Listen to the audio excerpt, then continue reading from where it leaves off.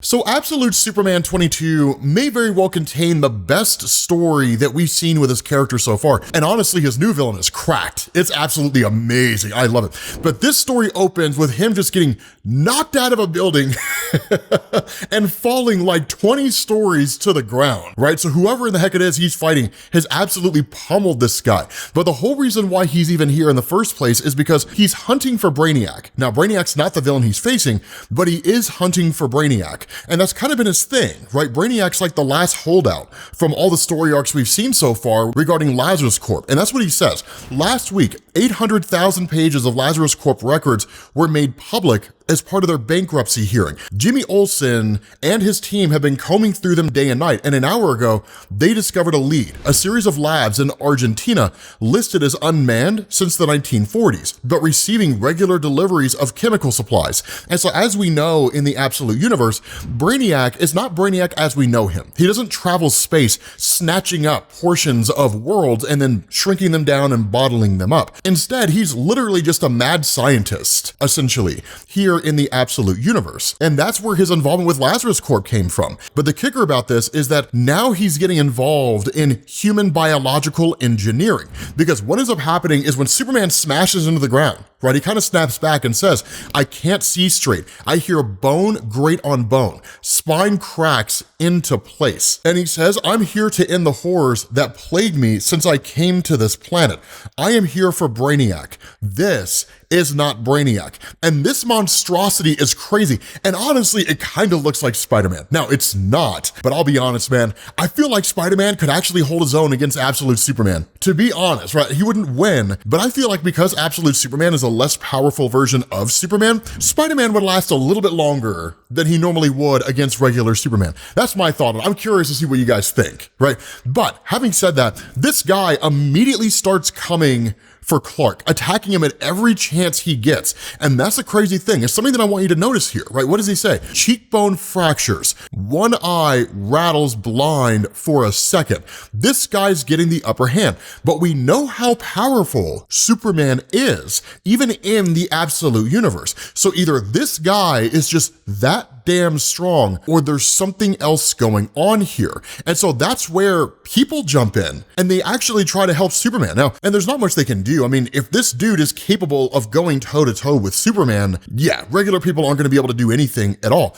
And in fact, he starts to attack them. And so as we know with Absolute Superman, while he started off very cynical and very distrustful of the human race, kind of looking at the state of the world and asking the question, is the world even worth saving? As he started perusing through the world, he started to realize that it's just average people under the control of forces greater than themselves. There's only so much they can do. So it's not that they didn't care, it's that they didn't know what to do, and even if they could come up with an idea, they weren't powerful enough to implement it. What they needed was a hero, someone to fight on their behalf. And that's exactly what Absolute Superman did. And so that's why when he goes back on the fight with this guy, he says, knuckles splinter, landmines explode along my arm. Too many people, I have to get him away from here. And so that's where he just tells himself, right? Just fly somewhere, anywhere that is not here.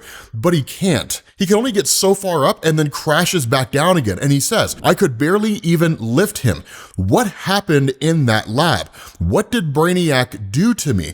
I swallow asphalt, maybe some teeth. My skin goes cold while my insides are boiling because this guy's beating the hell out of him. And that's when he starts to recollect something. He says, like when I was shot by the Kryptonite bullet. And he says, I can't fly. I can barely stand. Heat vision spent.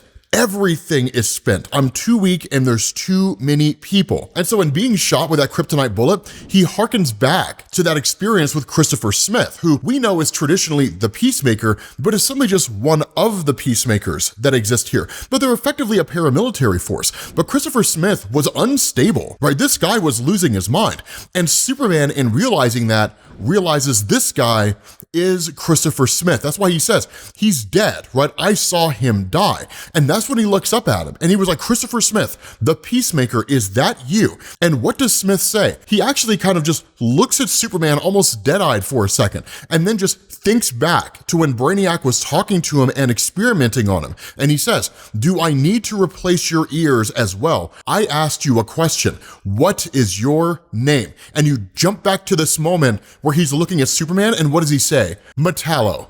My name is Metallo. Dude, this is dope because John Corbin in DC Comics, he is the most popular iteration of Metallo, but he's not the original one. Actually, if you go back and you look at Action Comics 252, back in 1959, Robert Bernstein and Al Plastino created the original Metallo, who was George Grant. He was basically just a guy that had like this metal suit and also had like a super strength serum or something like that. And it allowed him to like go toe to toe with Superman, right? But then like, even though he appeared and was presumably supposed to be a continuing character, it was like almost 30 years before Metallo showed back up again. When he does show back up, he shows up as John Corbin. And John Corbin is the guy whose body was basically destroyed. His mind was put in a robotic body, and then originally he used uranium as an energy source, but then switched over to Kryptonite. But John Corbin's the guy you're gonna see in almost every iteration of Metallo in DC Comics. But he's a guy who literally has Kryptonite as a source of energy for himself. That's what makes him so deadly against Superman, because anytime Metallo shows up, Superman is immediately gonna struggle facing off against him because of the radiating kryptonite that Metallo has. The fact that Christopher Smith, Peacemaker, has been turned into Metallo,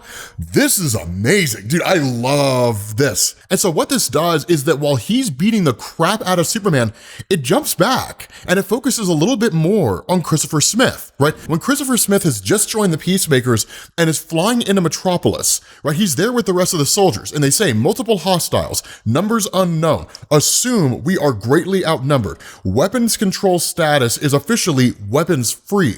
Ladies and gentlemen, I repeat, we are weapons free. And so that's where the question's asked. How many times have you seen action, Smith? And Christopher Smith says, it's my first time. So essentially, he's just joined the Peacemakers. And so they ask, right, did they ever teach you at the Academy who we're fighting for out here? And the statement he makes is, the interests of the Lazarus Corporation. And that's where the soldier's like, no, right? Not the textbook answer, the actual answer, the answer you learn when you're out here as part of the Peacemakers in the real world. And he's told, we fight for each other. Follow our lead. It's gonna be chaos when we touch down. A crowd of people screaming obscenities at us, even the grandmas. You might start to feel like it's hard to tell which ones are the bad guys. And so that's where Smith asks, then which ones are the bad guys? And the soldiers just kind of laugh and say, welcome to the Peacemakers, Smith, because that's the crazy thing, right? When we were shown the Peacemakers initially in the very beginning of the Superman story, the Peacemakers were again this paramilitary force, but they looked like they were there more to basically oppress citizens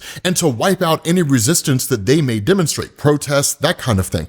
And they are. I mean, this is by no means changing that concept, but there is a kind of loyalty among them. But it sort of blurs the lines here, right? Are they simply just quote unquote following orders, or are they operating of their own volition? Do they care about the difference between the good guys and the bad guys? I mean, you say that they're weapons free and they're going into a place where there are civilians out there, right? Innocent people. So the fact that there seems to be no concern whatsoever for everyday life focuses on the idea, or brings in the idea, that Christopher Smith was basically tossed into the worst scenario possible given his mental instability, which we'll circle back around to in a little bit because that's what Brainiac feeds on. But jumping back to his fight with Superman, right? Superman says, it hurts too much to breathe, so I stop. I focus on moving my legs. I have to get out of the city and get away from everyone. But he says, every punch feels like taking a bullet. It feels like taking Kryptonite bullets.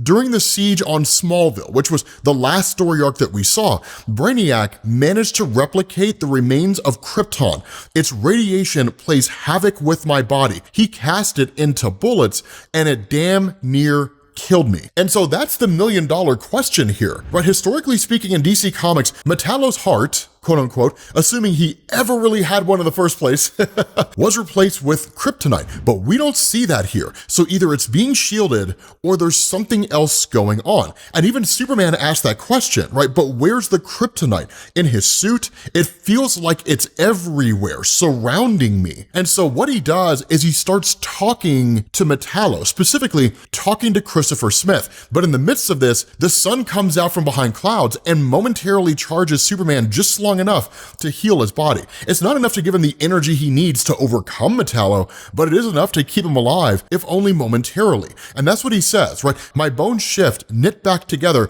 adrenaline surges. It's now or never, and just starts pummeling Metallo as hard as he possibly can. He says, I hit him with hundreds of punches in a matter of seconds.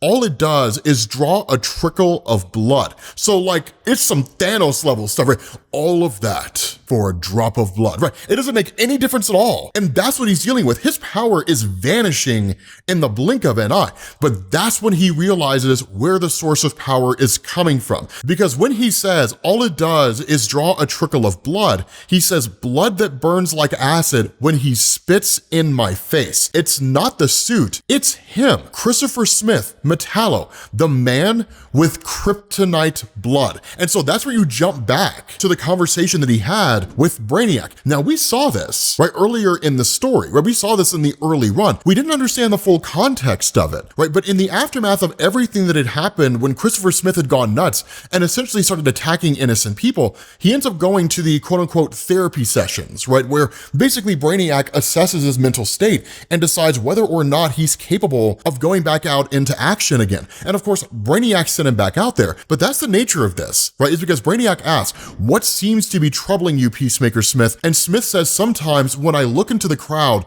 I see my father's face and I want to put my gun barrel in his face. And then Brainiac says, Brainiac understands. Patient is experiencing vision problems. Diagnosis, defective headgear. Prescription, new helmet, requisition. You may return to duty. Now, that's kind of the crazy thing, because in a lot of ways, this is kind of Jason Aaron's criticism of AI, and it's not an unfounded criticism, right? Like, oh man, like I'm having these experiences where when I look into the crowd, I see my father and I want to shoot him, i.e. attacking the crowd. And Brainiac, being an AI, is just like, okay, so you have vision problems, cool, all right. And it doesn't really grasp the concept of like a deteriorating mental state, because AI is kind of dumb. And so Brainiac, while he isn't necessarily that dumb, because the reality here is that it's just Brainiac being dismissive and saying like, don't really care about your mental state, right? I'll just pretend like I don't. So we'll get you a new helmet, you'll go back out there, because what they want are soldiers with deteriorating mental states, right? But more so than that, what Lazarus Corp wanted were soldiers who would just do what they were told and would never ask questions. That's what they wanted. And for the most part, that's what they had. And with Peacemaker Smith, it's also what they got, right? But that's where he says, and actually tries to do the right thing here. He says,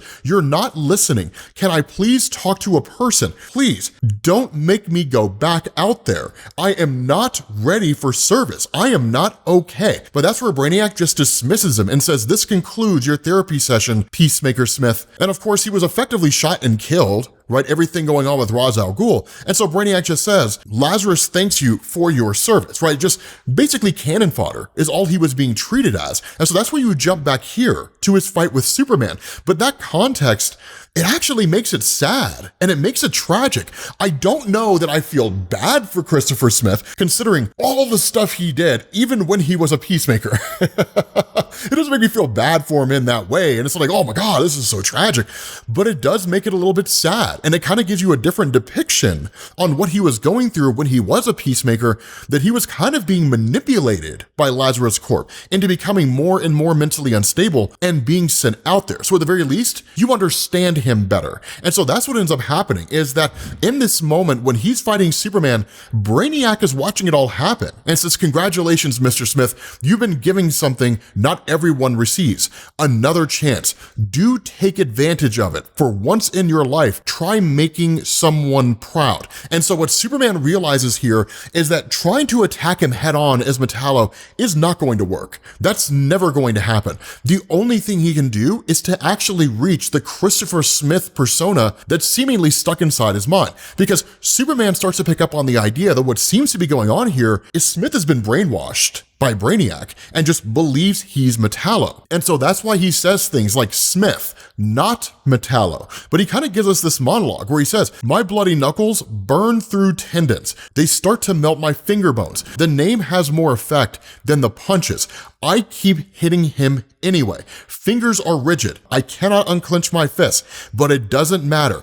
I don't need to, because he doesn't need to have open hands in order to speak. But at the same time, he is gonna have to keep the punches going, right? But he says, your name is Christopher Smith. You are from San Antonio, Texas. When you were 8, your father walked into a synagogue with a rifle. He left you sitting in the car. He never came back. You decided that night you wanted to be a peacemaker. And that's where Smith says, no, right? My name is Metallo. And so Superman says, you went to Lazarus Corp wanting peace. They taught you to kill for it. Your name is Christopher Smith. So what he's quite literally doing is planting the seeds of an existential crisis, one personality fighting the other. Christopher Smith fighting his brainwashing. That's the crazy thing here, because in this moment, he kind of keeps jumping back to that brainwashing from Brainiac, where he says, what is your name? And Smith just keeps saying Metallo, because he's being tortured until he accepts that that's who he is.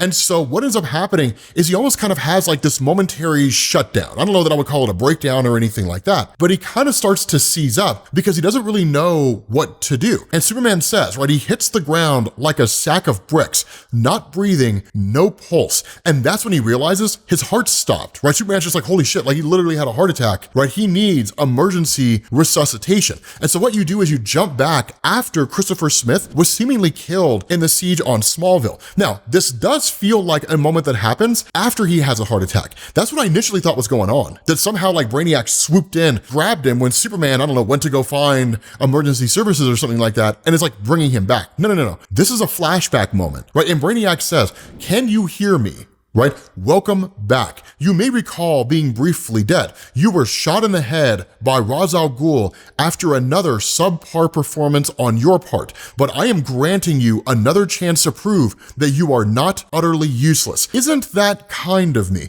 You may notice a few changes. My synthetic kryptonite turned out to be rather unstable. The bullet fragments in your cranium were absorbed into your bloodstream, having a rather unexpectedly spectacular effect. In other words, being shot in the head was the best thing that's ever happened to you. The crazy thing about this is that Smith has amnesia. He doesn't remember his own name, who he is, or anything like that, just because of the bullet in his brain. And so when he asks that question, who am I? Brainiac starts feeding on that and says, when I was younger, I had a pet. Well, really it was more of like a rotting head, but I had a pet, right? I called him Metallo, and that's who you are now. Your name is Metallo. And so at that point, that's when the torture of Brainiac kicks in until Christopher Smith begins to accept that he is Metallo. Now, that was the kicker, is because him forgetting who he is seemed to be a momentary thing, right? And then at some point it snapped back, but the brainwashing really took effect here, because while Smith is just like laying unconscious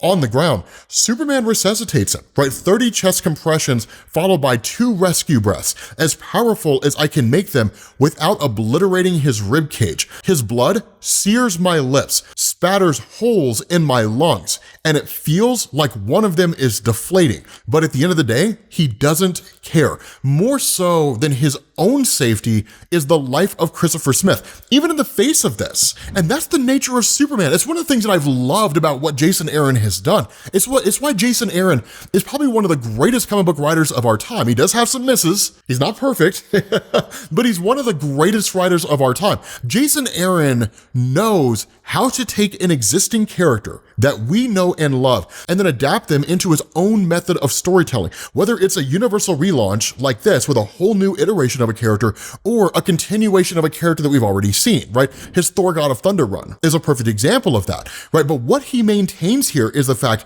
that Superman, when he fights fights to protect. He does not fight to harm, and he will put aside his own well-being in order to help other individuals, even those who mean him harm, right? It's one of the best things. He starts off really cynical and then becomes the Superman that we all know and love. It's an important concept that has to be maintained when it comes to Superman in the comics. You can sidetrack, you can deviate, but you can only do it momentarily. You can show Superman being miserable, questioning his confidence on whether or not he can actually pull it off, but he has to always become the Superman that at some point regains his confidence, becomes the guy that on some level is beginning to have it all figured out, and the guy who is willing to put the best needs of people before himself. He has to be that guy, and Absolute Superman is becoming that guy. And so that's the crazy thing, is because as soon as Christopher Smith is resuscitated, in that moment, he attacks Superman, right? And he just grabs him, lifts him in the air, and just says,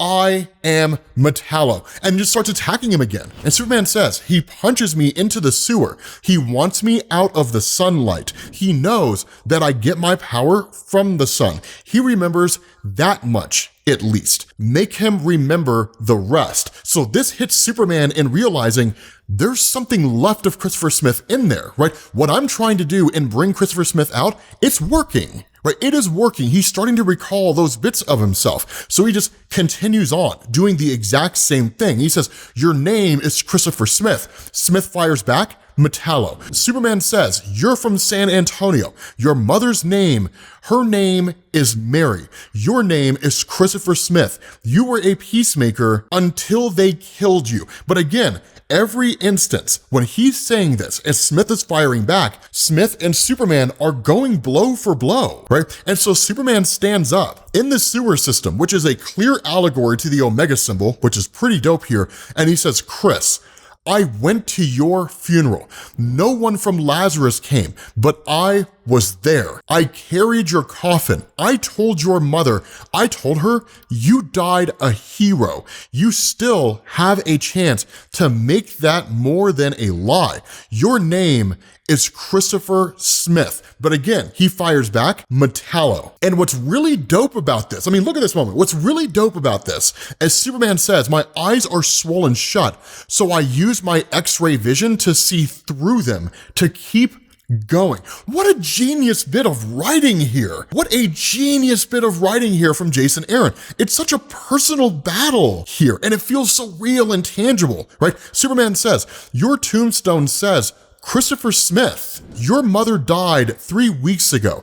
I was with her. She thought that I was you. She told me how much she loved me, how proud she was of the man that I had become. The last thing she heard was my voice telling her that her son loved her." And where Smith is getting the upper hand and literally has Superman in a chokehold, he stops. And he lets go, because his mother is what yanks him back, because his father was crazy and sadistic, but his mother, that was his heart and soul. That was the person that would always bring him back to reality, that would make him feel like he mattered. And that's kind of the craziness about Christopher Smith. He didn't join the Peacemakers so that he could just like impose his will on people, right? He wasn't like one of these guys, who goes out there and joins some military force or the cops or something like that because he was picked on as a kid and now he's gonna show everybody who's boss. No. He was actually trying to have a meaningful impact in the world, and he thought the Peacemakers would be able to do it because he bought into the propaganda. And even though he had been made mentally unstable by his experiences with his father and the overwhelming nature of what it meant to be a peacemaker, ultimately, they screwed him over. They manipulated him, they tortured him, tormented him, and turned him into the person that he was. Superman is bringing him back, and that's exactly what happens here. When he lets go, he talks about his mother, right? He says, "Oh God, my name, the one she gave me, my name is Christopher Smith." And that's where Brainiac oversees all of this and says, "Don't tell me." Is he crying, right? "The men of today, such a disappointment, am I right?" And he says, "Well, there are billions more where that came from." And that's where Brainiac takes off. And no doubt he's gonna track down the real John Corbin within the Absolute Universe. I may very well have called him Jim Corbin, but that's just because of the fact that Jim Corgan, John Corbin, Jim Corrigan, of course, being the Spectre. But when you're talking about Metallo in the DC universe, you gotta go with John Corbin. I mean, look, it's cool to see Christopher Smith as Metallo, but I mean, you know, like, it's one of these things where, like, it's gotta be John, right? It's gotta be John. It's a cool way to tease the introduction of his character, but you talk to anybody out here who's a Superman fan, and you talk to anybody out here who is a Metallo fan, they're gonna tell you exactly that. Like, oh yeah, it's a dope story. It's a fantastic story. I had a great time reading it. But like, where's John though? Like, that's what people are gonna say.